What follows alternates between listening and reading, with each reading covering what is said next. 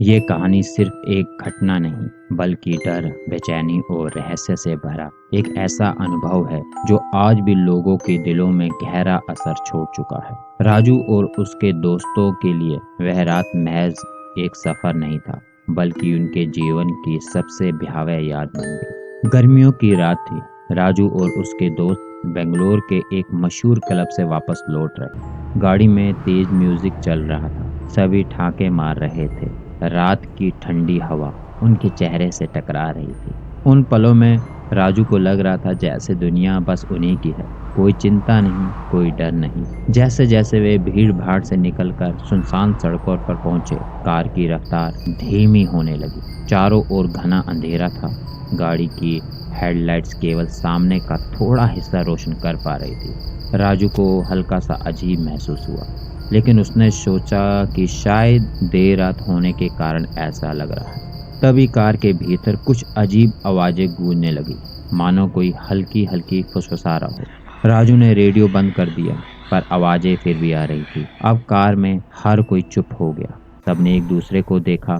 मजाक और ठाके की जगह अब डर ने ले ली थी। कुछ ही दूर चलने के बाद अचानक कार की हेडलाइट्स ने एक सफेद साड़ी पहने और खुले बालों वाली महिला को रोशन किया। वह सड़क के बीचों बीच खड़ी थी, बिल्कुल शांत। उसकी आंखें गहरी थी, जैसे उसमें कोई भाव ही न हो। राजू ने घबराकर ब्रेक मारा। गाड़ी जोर के झटके के साथ रुक गई। राजू और उसके दोस्तों ने खिड़कियों से बाहर झांक कर देखा। महिला ने धीरे धीरे उनकी ओर चलना शुरू किया।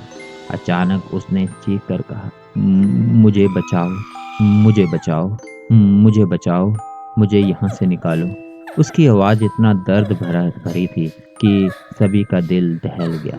उसकी चीख में कोई रहस्य था, मानो वह किसी ऐसी जगह फंसी हो जहाँ से बाहर निकलना नामुमकिन था। डर से कांपते हुए राजू ने गाड़ी को फिर से स्टार्ट किया और तेजी से वहां से भागा।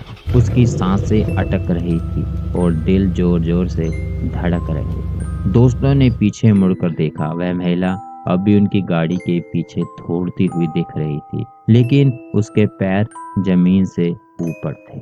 आखिरकार वे किसी तरह घर पहुंचे। राजू ने दरवाजा जोर से बंद किया और सब सोफे पर ढह गए। उनकी सांसें बेतरतीब थीं।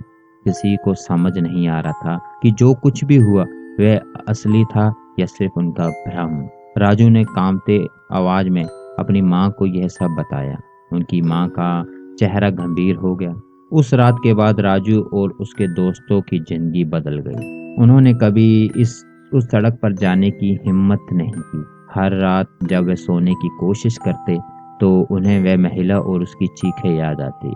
उनकी हंसी मजाक वाली जिंदगी अब एक अनदेखे डर के साए में ढल चुकी थी। ये कहानी केवल एक भूतिया अनुभव नहीं, बल्कि इस कहानी की भी याद दिलाती है कि कभी कभी हमारे आसपास के रहस्य हमें ठंडे पसीने में डुबो सकते हैं। राजू और उसके दोस्तों ने उस रात सिर्फ एक आत्मा का सामना नहीं किया, उन्होंने डर, घबराहट और असहायता को गहराई से महसूस किया।